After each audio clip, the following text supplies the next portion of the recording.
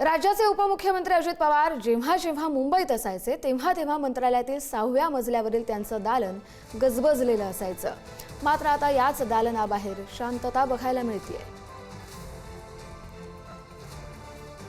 मंत्रालयातील 6वा मजला नेहमी गजबजलेला असायचा। कधी अधिकाऱ्यांची होणारी लगमग, कधी कार्यकर्त्यांची गडबड आणि कार्यकर्त्यांची गर्दी, यामुळे खऱ्या अर्थानं हा मंत्रालयातील 6वा मजला गजबजलेला असायचा। मात्र आत्ता जर आपण बघितलं असाल तर मंत्रालयातील हा 6वा मजला सुना पाहायला मिळतोय। आणि हा 6वा मजला वर कुणाचं कार्यालय होतं तर राज्याचे उपमुख्यमंत्री अजित पवार यांचं हे दालन होतं।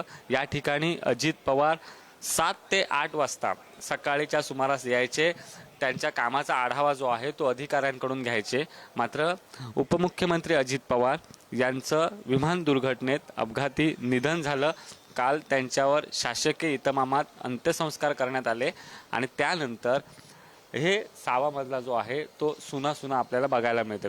अर्थात अजितदादांची एक कामाची पद्धत होती, ते सकाळी लवकर उठून मंत्रालयात यायचे, कार्यकर्त्यांना भेटायचे, अधिकाऱ्यांकडून आढावा घ्यायचे। राज्य मंत्रिमंडळाच्या बैठकीत अजितदादांच्या याच दालनाच्या आधी प्री कॅबिनेट बैठक जी आहे ती व्हायची। या बैठकीला राष्ट्रवादीचे सर्व मंत्री जे आहेत ते उपस्थित असायचे।